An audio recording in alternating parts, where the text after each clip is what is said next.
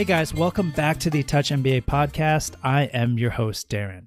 Should you still get a full-time MBA if you have more than 8 years of work experience? Maybe you have 10 years of work experience, but you feel, should I attend the full-time MBA when most people have between 3 to 7 years of work experience? I find that's a real inflection point for many applicants because they're thinking full-time versus part-time versus maybe even an EMBA program, right? Many of you have come to me with such questions. Well, if you are like these people and you have these questions, then this episode is for you.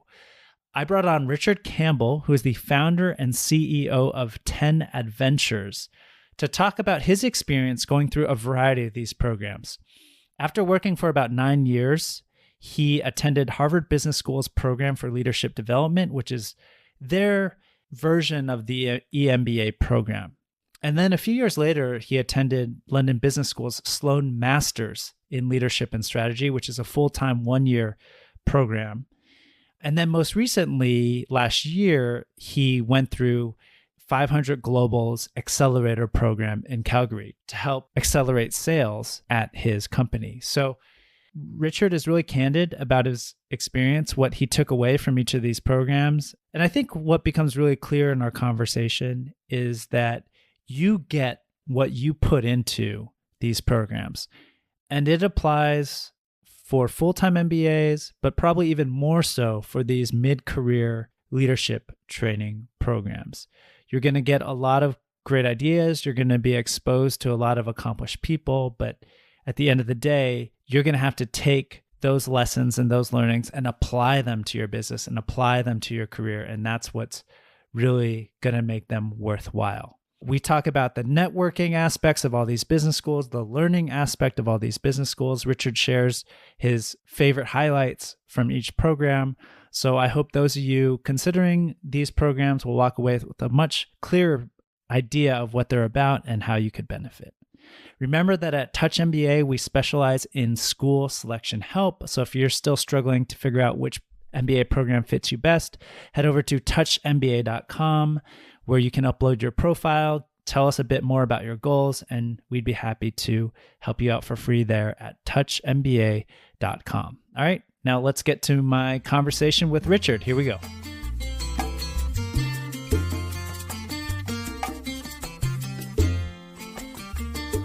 I'm really intrigued and excited to talk to our next guest. He is the founder and CEO of 10 Adventures, which helps people book personalized active vacations worldwide. And before founding this company, he also worked as COO of Vista Projects, an industrial engineering firm that helps clients navigate the digital transformation of their operations. And most importantly to this conversation and to you guys, he's pursued a variety of very interesting, let's call them alternative to MBA type programs during his successful career that I can't wait to dive deeper into. So it's my pleasure to introduce Richard Campbell. Welcome to the Touch MBA podcast. Hey, Darren, thanks for having me. Yeah. So Richard, we decided to have this talk to talk about some mid-career MBA alternatives, specifically the Harvard Business School program for leadership development, the London Business School Sloan Masters in leadership and strategy, and most recently for you, the 500 Accelerator program. So if it's not already obvious, you've gone through all of these programs. So I really hope during this conversation to go through each one of them to hear about your experience, where you were in your career when you went through each of these programs, what your thoughts are about them. And then just as a fellow entrepreneur, I'd like to kind of ask you about the value of these programs from that lens as well. So that's kind of the structure I have in mind. And let's see where this conversation goes. That sounds great. Yeah. So would you mind first kind of walking us through what you were doing, where you were in your career before you decided, okay, maybe I should think about getting an EMBA or an MBA, and how you ended up attending HBS's program for leadership development? Definitely, yeah. So right out of undergrad, I was given two choices: join a big merchant bank in London or join a startup that literally just had the two founders. I joined that, was super successful. I moved back to Canada, joined a small industrial engineering firm, and that was growing. And so my career up until my 30s, it had kind of been, small scaling startup companies. There's no real training. It's just sink or swim, throw you into the deep end. Oh, you get stuff done. Your reward is more work. I grew up spending my summers on the farm. I like work. It's just kind of fun to do that. And so at Vista, we had grown. I joined as an analyst. We'd been about 18 people. In the 6 years I was there, I'd moved into managing cost and schedule on $500 million projects. And then I started taking on a lot of like the operational aspects of the organization. How do we recruit? How do we do our, basic finance? How do we manage our tech, our sales, all those things? And we'd grown to about 100 people. And I started to get problems that I didn't know how to solve. And so in a lot of scaling companies, the problems are just Google it, go work, just use your brain, talk to people. But when you start to get to about a 100-person company, the problems become more difficult. The challenges are not hard work can help you. And so I start to realize I don't know the solutions to these problems, and no one else in the company does either. And we're super successful, but we have lots of problems. One was it was really hard to scale. We had a lot of bad hires, which meant that recruiting was a huge challenge. We had basic things. We were growing quick. Cash flow issues are tough. And so I started searching around to find like, how can I get these answers? And I had friends who'd done an MBA like right out of undergrad. I had friends, quite a few that did EMBAs. And the results on those were, they got a promotion, but a lot of them went back to doing similar jobs and they didn't really apply it. And especially with the EMBA, they felt like it was really compromised, that they didn't have time to learn.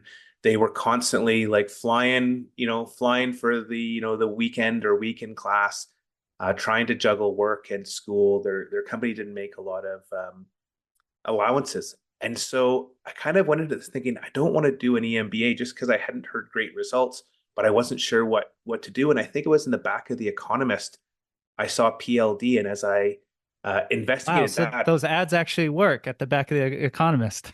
Oh yeah, I get it. It's like one of the rare ads. I always think ads don't work, It's but it was amazing. one of those things. I'm like, oh, this seems interesting.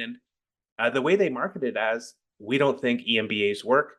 Harvard has come up with their own way to educate people in this ascendant phase of their career and give them this comprehensive education to allow them to take the next step. And the way they structured the program with the on and off campus, the way they'd chosen the subjects, it was really like their brightest mind said, we don't want to do an EMBA, but we know we need to have that. How can we actually offer something that is of value? And so I was in PLD 7, so really early. I think they're on PLD 50 now. So I was lucky that I had a lot of the, I had Clay Christensen as one of my profs, Wow, Earl cool. Sasser. We had guest lectures by, famous professors. And so they were really putting a lot of effort into it to try and figure out, how does this model work for people at this stage of their career? Wow. So yeah, speaking of stage of career, if my math is correct, you were about 9 years into your working career? Yeah, I think, it was about 10, something like 10 that? years in, around there. And so and actually everyone was kind of at that same level. It's interesting. There was one of my classmates, they had, I think, a 5,000 person company that he was effectively running. Yeah. But what Harvard says is we really want people of the same age. Like, they kind of segregate this more on age than by responsibility, because we're all going through similar life experiences. And so it's really designed for people in kind of their early to late 30s, early to mid 30s. Yes. I mean, because I think that is where I get a lot of people coming to our site, because we help people with school selection. And then those people who come with maybe 9 to 13, 9 to 14 years of experience, they know they need something else, but they seem a little bit too seasoned, or maybe their experience is just a bit more than the standard MBA program, right? So they're looking for just this type of thing. Were you concerned about, I don't know how much the structure of the program has changed over, the last 40 cohorts, right, of PLD, but it appears that there's 2 in-person segments, and then there's 2 kind of study on your own segments, and then there's a 5th one that you can take to actually get the alumni status. And I'm wondering how that worked for you, like whether you felt there was enough during those 2 sessions to really, Yeah, motivate yeah. you and for you to apply to your businesses. Let's start there. And then I have a lot, many other questions. Yeah, so that's what I really like. I'm a believer that a lot can be done. You don't need to be in person to do it. My company now, we're entirely remote. At Vista, I struggle. I said, let's go remote. Let's allow some people to work remotely because we're in this really, constrained labor market. We're in Calgary, which is about 1.5 million people. We can only recruit people who live here. Like, let's have a remote aspect. So I've always felt like you don't have to be in person for everything. You're right. The way the structure goes is about 3 months remote and then 2 weeks in class, 3 months remote, 2 weeks in class, and then module 5 is 2 weeks as well. The first module is all analytics, accounting, finance. And so there's a wide variety of people. In module or in cohort 7, everyone had to be sponsored by their company. So all of us were identified as high potential by our companies. And what that meant, though, is that we had people who came from a complete pharma background who knew nothing of the numbers, and people like me. I was, focused on finance and economics in my undergrad. I kind of knew all that, but it was good to get this rejuvenation of all these, concepts I hadn't used since my undergrad. And so I found the remote module 1 was incredible and really set the stage for module 2, which was in person. What I didn't understand is just how much work it would be while in class. And so it was, I read all my case studies beforehand, but I didn't go and answer the questions or take notes. And what it ended up being was kind of like 12-hour days to make sure we had our individual work, our group meetings, the class, then lunch, then group meetings, then class, then, evening work. And so just the amount of effort to actually take advantage of all the learning, it was really, really intense once on campus. Cohort 3 was like a simulation. And so I know one of the guys, he back calculated how the model worked. And so he actually figured out, hey, this is, I believe this is how the algorithm works. And so he figured it out. He was in another group. And so, yeah, that was kind of funny that he kind of like hacked the simulation we did. The simulation was tough because when I did it, it was before we had Zoom. And so we would all get onto a phone call, but we were in literally every continent. And so finding a time that, our classmate from Africa and the classmate from Australia and Japan and North America and Europe could all find, it was really tough to get us all there. And then just having like 8 people on a voice call was super ineffective. So maybe that part wasn't great, but then back in person, it was just, just incredible. And for me, it hit issues that I didn't know. And some of the challenge I'd been having, it really helped me resolve those, which I felt, and again, they went through like how they built this and how they decided on these topics. And it's super logical. They kind of showed you their workings. And so it was really valuable coming back and bringing almost everything I learned back into Vista. Yeah. I mean, can you give me one example of like something you didn't know? Like, or like, yeah, just something, yeah, Leading change was enormous.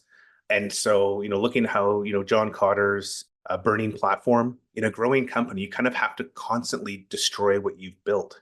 And so going from, again, 18 to 100, we built so much in terms of our financial systems, our controls, how we managed projects, how we recruited. All of that had kind of not stopped working. It was ineffective because doing it for, a small company changes, as you grow. And so trying to convince people we have to throw away what already worked, what's working, or, what worked a year ago, but isn't kind of working now. It was really, really tough. People are really tied. They'd invested. They were the one that had solved that problem. And so how to lead change was just instrumental in terms of allowing us to, we eventually grew to 425 people, $100 million in revenue. And so the investment at HBS gave the skills to bring our partnership together to make these, big decisions that ultimately we'd throw away what we'd spent 2 years building because it just wasn't fit for purpose at that size. So I think a really important aspect of the program and your experience going through it was that you were sponsored by your company. Because one of my big questions was, these aren't cheap programs. They're quite costly, right?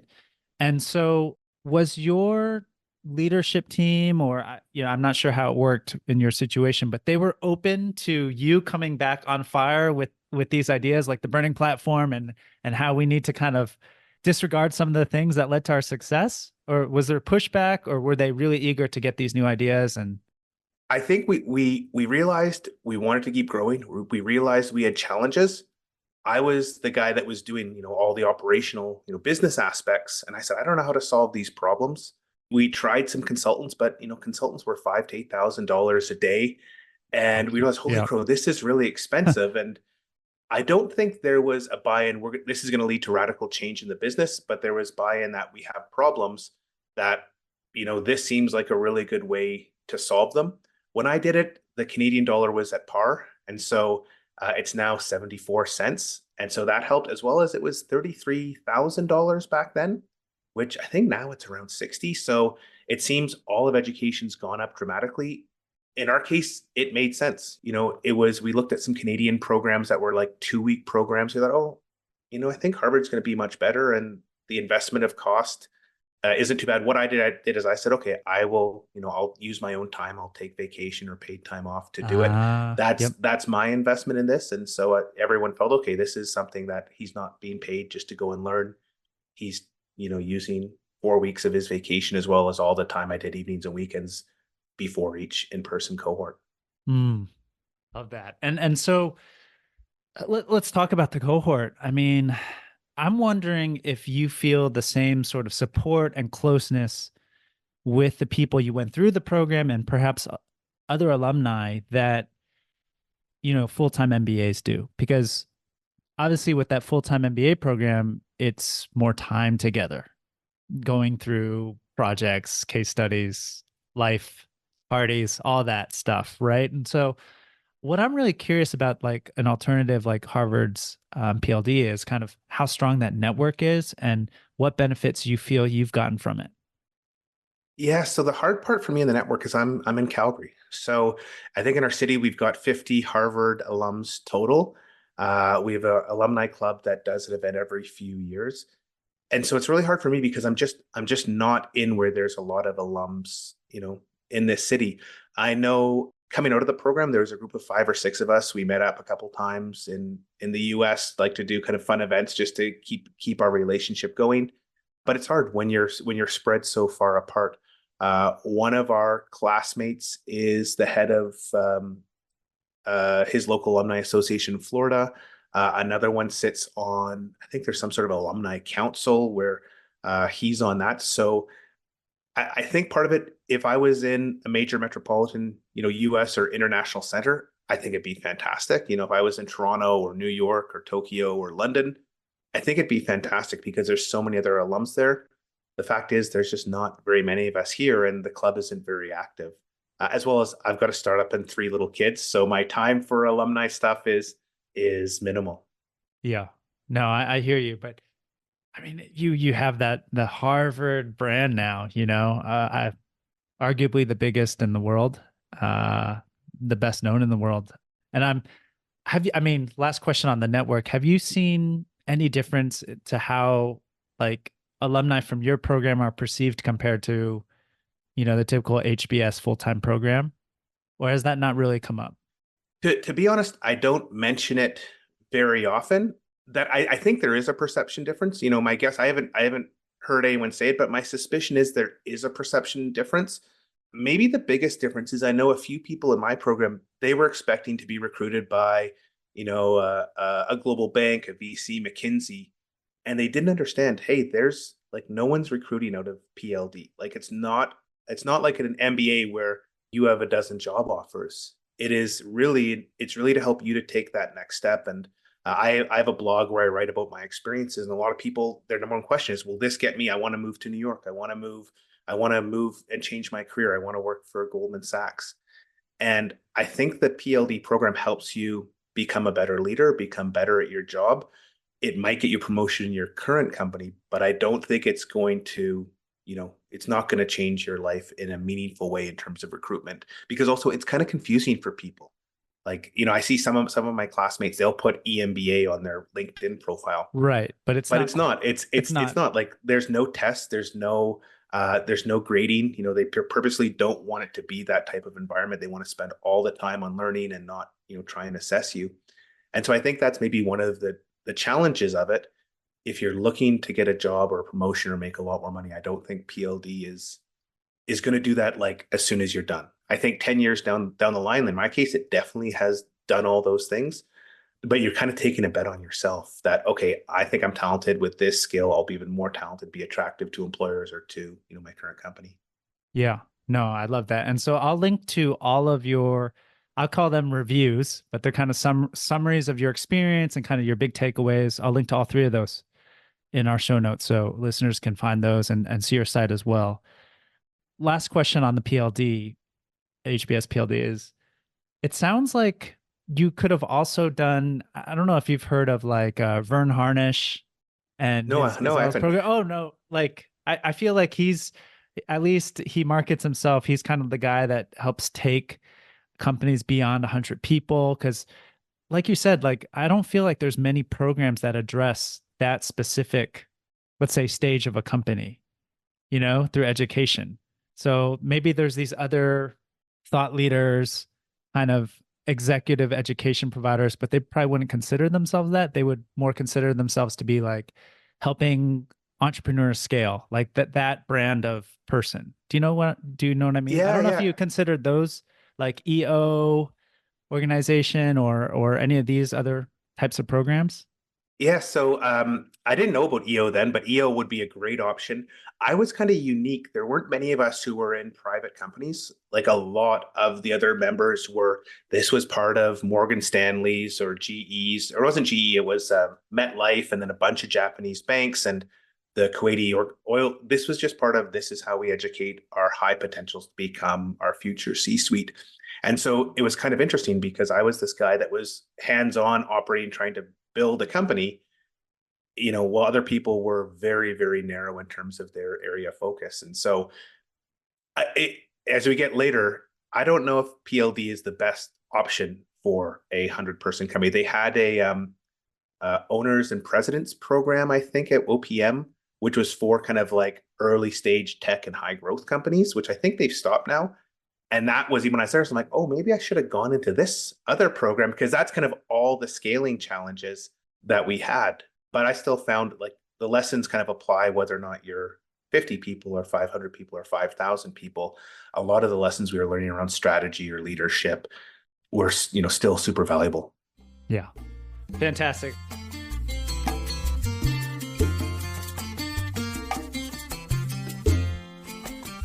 All right. So now let's go back to your career arc. So you took these lessons from the Harvard program, and then a few years later, you decided, you know what, I need more. So I want to get the name of this correct, right? So you ended up attending the London Business School Sloan Masters in Leadership and Strategy. So can you tell me kind of how you came to that decision, why you chose that program over the two other locations where it's offered? Yeah, so that was during the global financial crisis. And we had two big projects that were finishing up at the kind of end of 2009. And as partners, we kind of came together and said, what the heck are we going to do? And we realized, well, if we don't find a way to keep all these great people going in our teams, we're going to lose them. And so I built a team for the last 5 years. And, a lot of my team members had kids or, bought a house. And I said, okay, I don't have kids at this time. I have a little apartment. I can go without wages for a bit. And kind of in my mind after PLD, it is very kind of, not superficial, but you're at the 40,000 foot level. I've been reading a lot of the books we talked about in class, but I still felt like there's a lot more I can learn here. And I don't know how I finally stumbled upon it. It was called the Sloan Fellowship back then. And so it was set up basically by, was it Alfred Sloan, to educate mid-career managers and kind of this, these 40 to 50-year-olds that need to move from the engineering side to the business side. And so there were three programs. One was at MIT, one was at Stanford, one was at London Business School. I'd worked in London earlier in my career. My wife is English. She'd lived in Canada for about 10 years. And so I looked at this and said, is this of interest? And she's like, oh, I'd love to move back to London, be closer to my family. And I thought it would be fun to move back to London. I'd been in Boston, so MIT wasn't high.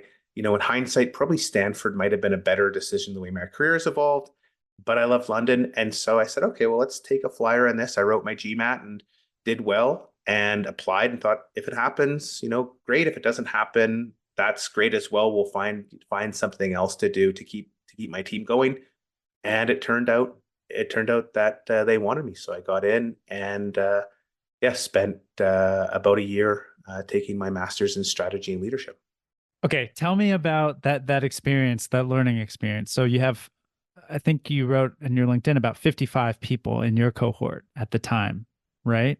Yeah, yeah. And tell me about them and type of people you met. So I was the second youngest person in that course. I was 34. So that's really designed for people in their 40s and 50s. Our oldest person, I think, was 60. He was an early Silicon Valley vet who had, made his millions and he was actually a professor at some school in Germany.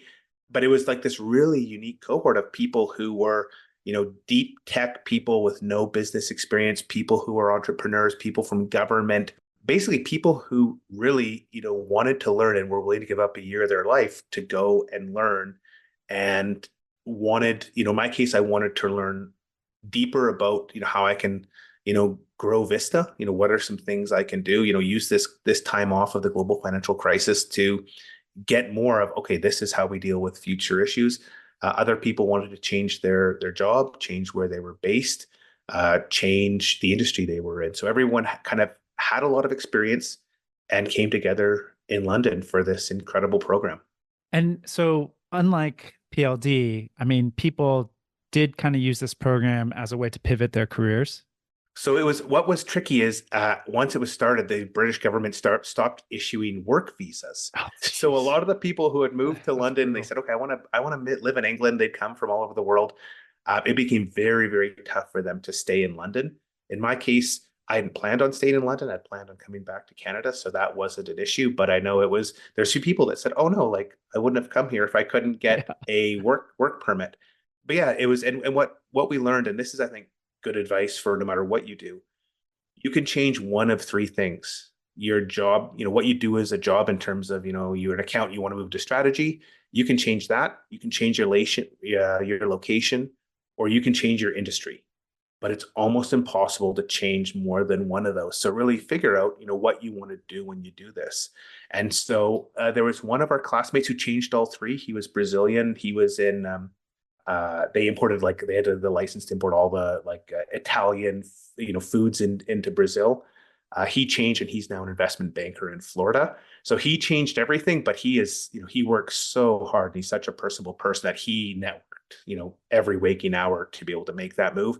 Most people ended up kind of staying in a similar job but moving to London, or a similar job but in a new industry.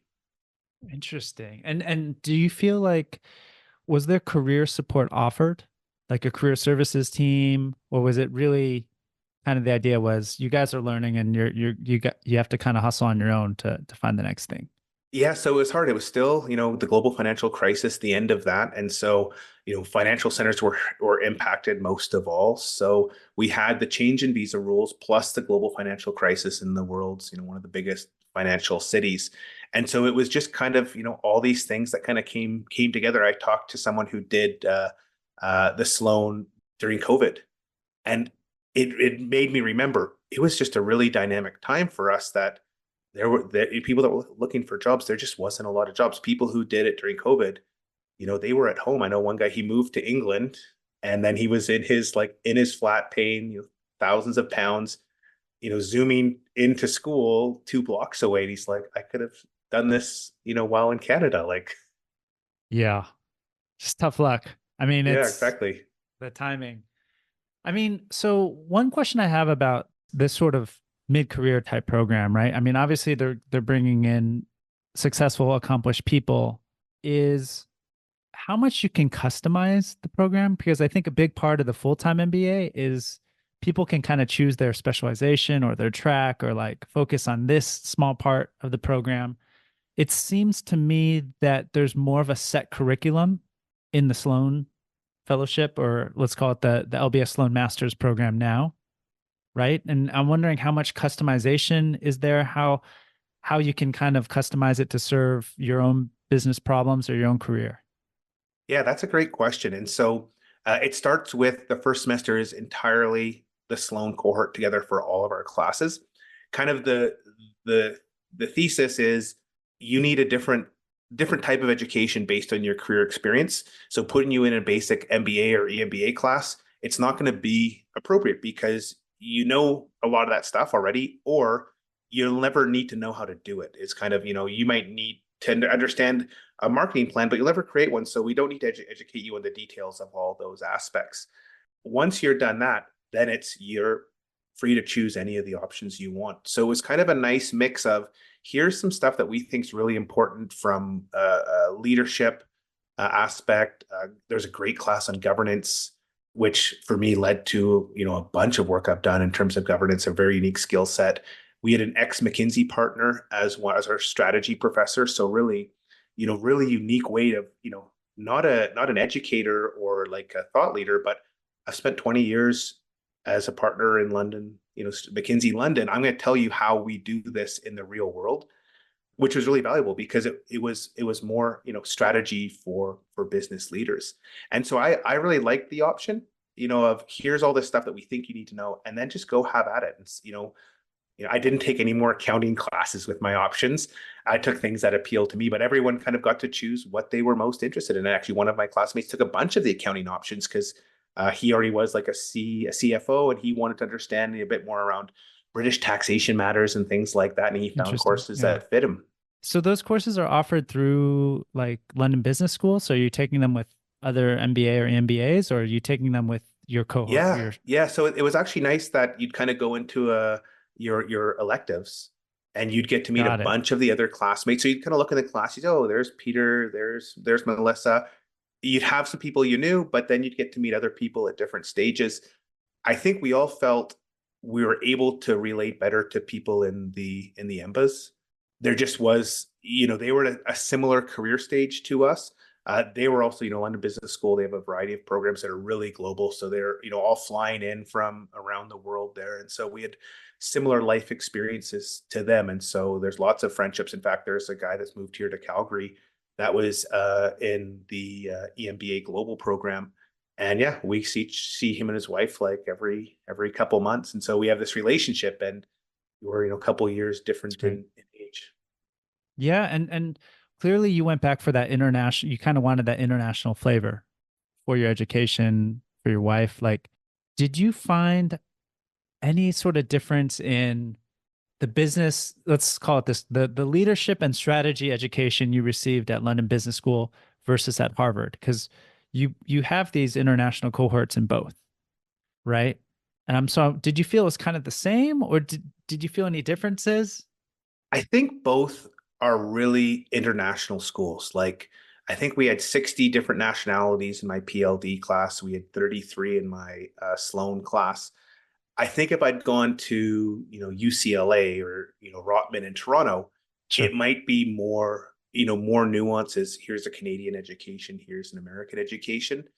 But I think they're just, big global schools. I think LBS really revels in the multiculturalism. Like we had a huge event once a year where each of the students form little clubs for their country, and they put on this big party, and you have the local food and drink and culture of that party. And so you spend an evening just, eating and having a big party with celebrating all the local cultures.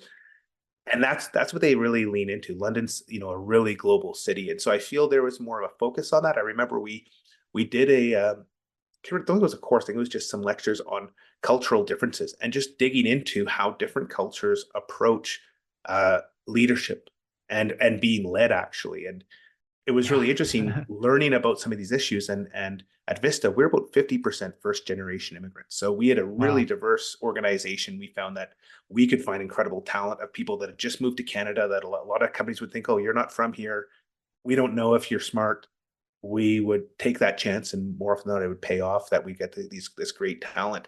But it helped understand a little some of the differences. Oh, maybe this is why some of people from South America, they won't speak up if something's going wrong. Okay, now I start to understand some of these aspects. And I think we found some YouTube videos that we educated all of our partnership on. Here's some cultural aspects of how different nationalities, just to understand, to better lead my team if I understand, these kind of cultural aspects, it'll just make us more effective. Like those are it's so those little things, those little nuances I've found are so important, yet so easy to assume that you kind of know how someone else thinks or approaches situations. I find myself constantly humbled about, dealing with people from different backgrounds. It's like a lifetime thing for me, lifetime learning experience, but that's really cool. Okay, I have two more questions on LBS. So first, how do you think about the networks? Like, how has that network served you? It's been what, over 10 years, right? Since you Yes, went through that 15 program, years, 15 years next 15 year. years. Because it's one of my favorite questions to ask alumni. It's kind of like how they view it now, and obviously what you took out of the program, but kind of is the program still alive in your life, like the people and the network and so forth? Yeah, so we still have a WhatsApp group. So, every once in a while I was down at a trade show in Florida in November and I saw one of my classmates and we went for dinner and had a great time reminiscing. We get emails. One of our classmates is on our alumni council. I think he actually led the Global Alumni Council, so he would give us updates. Next year is our 15-year reunion, so I'll Are you? probably go Yeah. back for that. Actually, this year is the way they do reunions for PLD and for it's just like every 5 years, kind of randomly. So mine doesn't follow on any special reunion. But I actually thought about going back to PLD reunion. It's this year, but I'm going to be away on a nice holiday that I'd booked beforehand. But I was unsure if I'd go back to the PLD reunion, but I'll, almost certainly go back to the LBS reunion. Yeah. Okay. Yeah, And so I think yeah. with that, it's a lot like HBS. So if I look at our alumni clubs around the world, if I was in Asia or Australia, major US cities, anywhere in Europe, they have huge alumni groups and they're doing these fun things all the time. Here in Calgary, I think we have 45 alumni. It's very similar to the Harvard alumni network. And so I've hosted a couple events in the past. And actually, my friend who is the EMBA, we've talked about like, let's just go out and like organize a night for some beers or like just like start doing coffee meetings. Whenever I get reached out by a new alumni who's in town, I'll always go for coffee with them. But yeah, it's the hard part. It's just we just don't have these big groups that it's harder to engage. Yeah. I mean, I find sometimes when you have the smaller group of alumni in a city, in many ways, you can often be closer with them because there's just a few of you. So it's like, all right, like, it's always kind of fun to get together. It's small scale, informal. It's just like you just get to know the other 10 people or whatever in your city.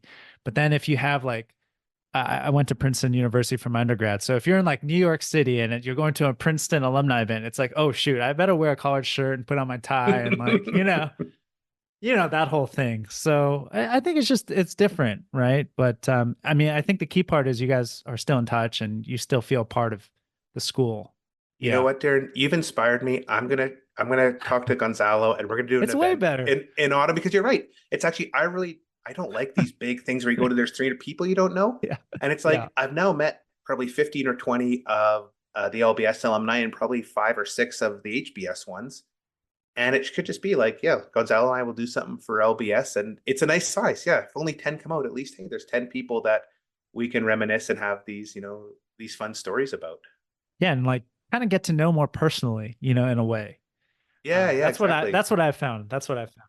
Okay, and then so just to kind of inspire our audience, I was going through your blog post and I was seeing, you definitely gave shout outs to professors or authors who kind of inspired you during those programs. So I'm wondering if you could share your favorite, let's say, professor or book from your Harvard experience, and then your favorite professor or book from your Sloan Yeah, yeah. It's experience. it's not even close. Let's hear So it. from Harvard, and it actually wasn't something we covered, but Clay Christensen, I wrote a book, How Will You Measure Your Life? And Great so book. it's not at all about Yep. strategy. It literally is live a life that's meaningful to you. And so that book changed my life. Actually, I read that just before doing module 5 of PLD. And, that's a book I'll make sure my kids read. It's just so insightful about living a life that's meaningful. And we actually did, it's funny, both at Harvard and at LBS, there's a big focus on like be a good person and like do things that matter to you. And there's a lot of wisdom in these professors. They've seen a lot of things go wrong, and they keep trying to help us to learn. And so, at LBS, there was Jonathan Haidt's book, The Happiness Hypothesis, which again, life is not just your career and how much money you make. Those are proxies.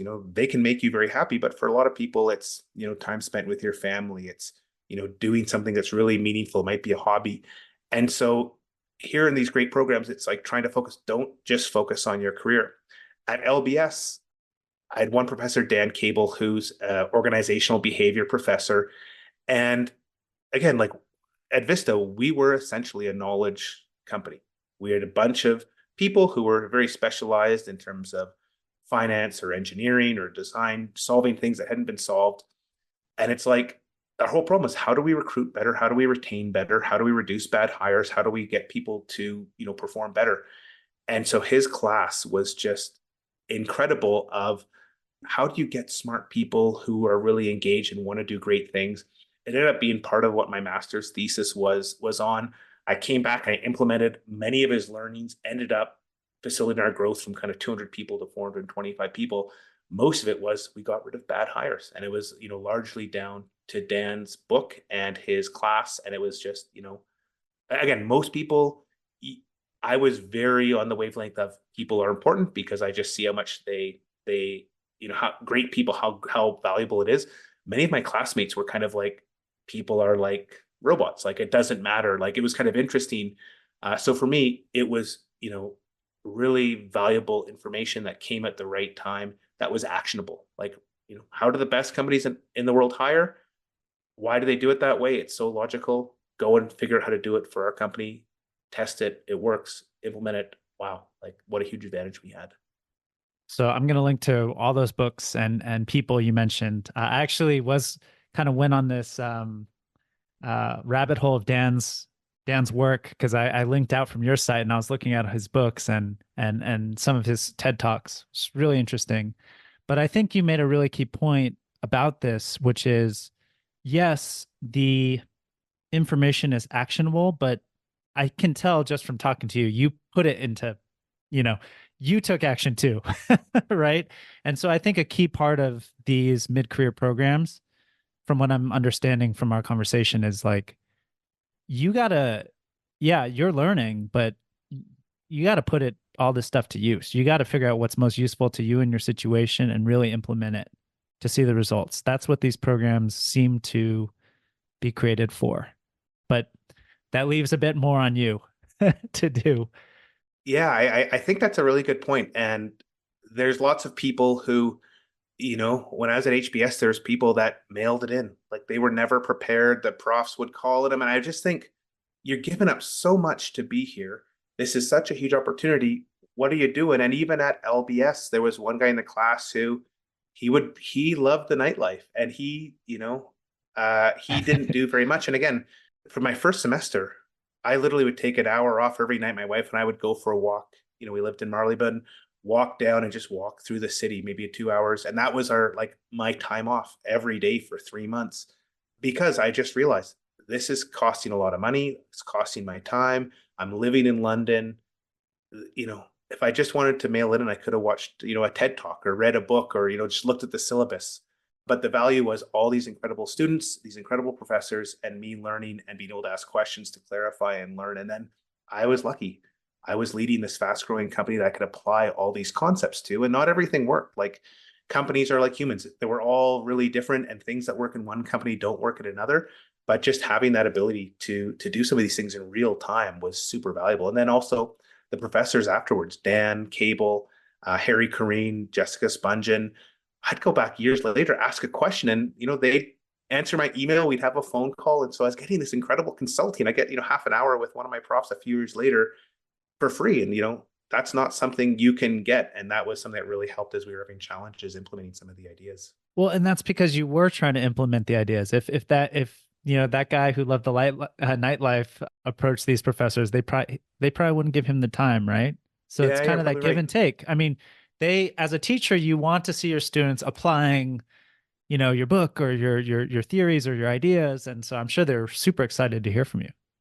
Yeah, it was nice. And they were just really great people as well. Like, it's both schools, they had people that were, really decent people, really caring people. They were committed to education. They weren't just these brains who couldn't teach. They were incredible. They were like, theater performers, but they brought this stuff to you so well. And the case method, I hadn't really done that in my undergrad, and just doing the case method for me at least is just so effective to learn and really bring concepts together that just reading a chapter in a textbook wasn't nearly as effective for me to onboard, understand how these forces work. And so for the LBS program, did your company also sponsor you, or? I can't remember. I know I didn't get paid. I think what happened is I was billing some of the class back. Like, I know we had an issue of our whole board and the governance structure was totally messed. So I think I got paid for my time on governance. And I think I got paid. I did my thesis on how to grow a professional service firm. So I think I got paid for some of my time in my thesis. I can't remember if it was, Yes. I got paid for the research, but not the writing or something like that. So I was able to bill, 200 or 300 hours during the course of the program to essentially, I think I came up, that paid for my rent, or it paid for I can't remember, paid for something, but it helped enough that it was worth it. But it was Yeah. expensive. When I did it, it was Yeah. 45,000 pounds. I think now it's about a It's hundred thousand double. pounds. It's We lived we 90, lived 93.5 is yeah, we what I lived in a saw. beautiful two-bedroom apartment in Marleybone, which is like this little village in the center of London, right near Regent's Park. That was, I think, 2,500 pounds a month. I think now that will get you a studio, three tube stops away. We were in 200-year-old listed building, and so the cost of going to these programs, like, it was expensive, but not out of this world. But now it's a huge investment where I actually don't know if I would, you know, 95,000 pounds plus you're probably got 5,000 pounds a month in living expenses. At least, right? Yeah. Yeah. And the Sloan, again, it's not one that you're recruited out of. Like, the MBA's high recruitment. You're going to get a job at a big bank or a tech company, or, something great. The Sloans, you're going to have to, you want to stay in London, you have to find that job. Sorry, you had to in 2010. I think now the job market's much better coming out of Sloan. I think they've relaxed the visa situation, but it still is. It's not a program companies are going and saying we want to find someone in their 40s who's taken this program. Like, they want to find someone who's Totally. 26 who's just done the MBA. And I really appreciate your candidness with these questions, because this is exactly kind of what I wanted to try to figure out with these mid-career programs, right? What they're like, what they're all about, what people can expect applying to them, even though they're at these great brand names, top brand names in the world, right? In terms of business education.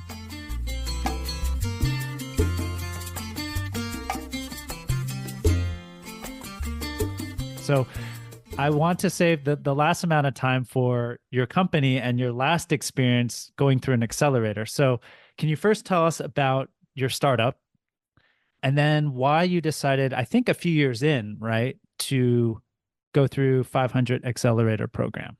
Yeah, so I started 10 Adventures by accident. After taking module 5, I realized I really want to get back into technology. I want to do something myself. I'd been like the prime doer, and then a department lead, then an organizational leader, but I kind of wanted to have like my own company that kind of challenge myself. So I started 10 Adventures as a hobby, just to show I still have the Ah, tech chops, and it ended up becoming really successful. And so what we do is we let people book custom private vacations for about the cost of joining a group tour. We specialize in active and adventure travel. So this whole aspect of meaningfulness, traveling in a different way, seeing different things when you're on a bike or on foot or on skis or in a sailing boat. Life is just different. It's slower. Often you're in places where your phone doesn't work, so you can really disconnect. So it's a ton of fun. It's something I've done my entire life. I'm passionate about. And there's a huge need for this. This is one of the fastest, if not the fastest growing travel vertical. People, they don't want to sit in a bus. Again, they're tired of seeing churches and museums. They want to experience the real places they're going to, but they don't want to do it with people they don't know or as part of a group tour. So it's a ton of fun. A year and a half ago, on a whim, I applied to 500, and we have pretty good metrics in terms of people use it, people were making money, and lots of customers. And to my surprise, we got in. And so I'll be honest, it's a 500. It's free. You don't pay for it. They select Oh, the okay. startups Yep. they want to do. It's one of, I'd say, the big three, which is Y Combinator, Techstars, and 500. It used to be called 500 Startups. Now it's 500 Global. And so I actually wasn't sure. I've heard so many bad things about accelerators where it's just a kind of a waste of time. I felt, how much can I learn? Like I read a ton about business and strategy, and I've done a lot. I've gone to these schools, but I thought, hey, it's 500 startups. Let's give this a go. And almost immediately, I was blown away. So basically, they have a formula. I think they have 80 unicorns and 250 centaurs, which have come out of 500. So here's our playbook to build a great company, and all we want to do is help you scale your revenues. That's the only goal of the program. And we had two mentors. One was a local VC. One was a founder turned kind of educator. And essentially, we spent 3 months learning tools to scale our revenues. And it was, super valuable, because what you learn in kind of formal education is how do you improve an already successful organization? Whereas in 500, it's like, how do you go from, in some cases, people were, had a couple $1,000s in monthly revenue. In some cases, it was up to, five or 600,000. But how do you double or triple that? And those are really different challenges, because you don't have a brand, you don't have money, you have a few customers. And so it's really like, hand-to-hand combat. What are the ways you can quickly grow your business? And yeah, it really blew me away. And in terms of, if someone's at the stage of, probably under a couple million of annual revenues, and you're growing fast, this is a really, really valuable way to really refine and help you accelerate your growth. Do they take a percentage of your company, or what's the payoff for them? So they have the right to invest. In the program I did, it's called the Alberta Accelerator. And so in this one, they didn't take an equity stake in any of the companies. I think the Canadian government or the Alberta government covered some aspect of that. I see. Yeah. And so that was Interesting. kind of the Hmm. difference in that. They have a demo day where local investors come and raise money. But I think that's one difference from like the San Francisco 500, is that's the one where I think they take 6% for a hundred Something fifty like that. thousand Yeah. dollar investment. Yes. So, oh, okay. But they also didn't like invest in you, in your company, No, right? no, the So it Alberta was more an government then has education. program. Yeah, yeah. The Alberta government, we're lucky we have here in Canada, there's lots of government funds for new businesses. So kind of in a sense, we have a technology agency federally and provincially that kind of gives the funds, not in the exact same way, but it's kind of like, equity free funds. So they give you money to hire, Wow. software developers or do exporting or Great. things like that. So Great. it's kind of like an equity free way to get the 500 program. It's still the same program, still the same, mentors, and people are flying in from all over the world to instruct us. It's just you don't have the investment through them. It comes through the provincial and federal governments in job grants. Hmm. And what about your peers? So like you guys are all trying to scale revenue, and that's funny. That's exactly the phrase that I honed in on in your review and your blog post, which is like accelerate sales or something like that, or scale revenue. So like, are you guys kind of sharing war stories, or like how do they encourage learning from each other, or is it more just between you and your mentors? Yeah. So, one thing that I realize is all of us are kind of mad as founders. We're taking on big established companies that have customers and revenues and investors, and we're coming up with a similar but different product, and then we're trying to beat them. And then, oftentimes we do. And so there's something about all of us that's just a little bit different. And so I've realized I really like spending time with founders. We all have this similar approach of let's try and make something crazy happen. We learned a lot from each other, but what we found is the same the same solution doesn't work across all companies. And so they separated us into B2B and B2C. And one of the companies in B2C had used Facebook groups to, like, that was their hack to growing their sales. And they just found this playbook. And so we tried that. It didn't work. One company had done Google Ads and that didn't work. And so you have a lot of ideas, but just because it works in a, B2C company doesn't mean it's going to work in all of them. But we get a depth of information and we're able to see what works and then, get ideas for what we can do. We came out of there with, I think, 75 action ideas. Most of those didn't work, but a couple of them doubled and tripled our conversion rate. And so that's kind of the way it is in the startup. You have to be willing. Most things fail in a startup. And then when they work really, really well and they kind of change life for you. Yeah. So cool to hear. And so again, the same theme, you're taking action. You're throwing stuff against the wall. You're trying a lot of things with your companies. And then in terms of like what's it like to be an alumni of a program like this? I mean, is it kind of like you're just on an email list, or like do they want to keep bringing you in for other events? Like how does that work? Yeah, so us as a cohort, we have a pretty active WhatsApp group. Whenever we have a tech event, I see half of the group. I think probably 12 to 15 of the companies were Alberta based, 5 to 8 were international. So I see a lot of the founders just around town quite a bit, gone out for Yeah. coffee a It's few pretty times cool. with them. Yeah. One founding team is actually moving from Eastern Canada to Calgary later this year.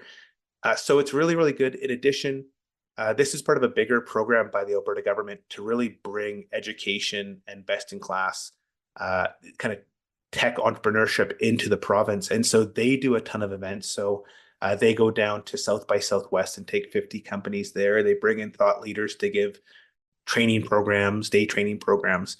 And so that's just a great way to connect with other founders. And I guess what I found, we have a really probably the nice size of a tech community that the events you kind of go there and you get to see, people, kind of, talking to your experience with Princeton, maybe there's 200 or 300 tech companies in Calgary. And so you go to enough events, you start seeing people you see again and again, and that's how you build a relationship. So it's kind of still small enough that it's a good Nice. size. Last two questions. I know you have to go soon. So, your favorite learning resource from the 500 Accelerator program? Was it, I saw you guys studied one book. I think it was obviously awesome, but what do you think was? Oh, actually, I read that before. Oh, you read that before. There's 3 books I read leading into that because it was I'd been trying to solve, like, I'm not a marketing guy. I've been trying to solve like marketing. And so if you're like me, you're a strategy or a numbers guy and marketing is art. There's Obviously Awesome by April Dunford. There is Story Brand. I can't remember who Story that's brand. from. Yeah. And Donald then Miller, I think. yeah, Donald Yeah. Miller. That's a great one. And the reason these are both good, it just gives you step by step how to do it. And so Yeah. it links all this art into step by step. And there's one more. It's called the MUM test. When you talk to customers, I've always felt talking to customers, it was like you go to these focus groups and it was always just useless. And then that just explains how to actually do customer inquiries, how to listen to customers without getting them to say yes to what you want. And that kind of revolutionized how, at least I speak to customers and how our team speak to customers. We're trying to do customer discovery. Yeah, so it's called the mom test because your mom is always going to approve of your business idea. So it's like, Mom, I have this idea to start a travel company. It's like, great idea, Darren. So you don't ask your mom about, your business idea. And it's a really good book. I highly recommend it as well. And my last question for you, Richard, is as an entrepreneur, as someone who has scaled, a small business into a much bigger business, like, how do you view all these programs in totality? Would you say, like, because I have a lot of listeners who are entrepreneurs, young entrepreneurs, and they're like, oh, like, should I get my full-time MBA? Should I apply to, one of these accelerator programs, or should I just try to build my business and like learn as I go? What would you say, having kind of been through all these different types of programs as let's say an older founder now, relatively older founder?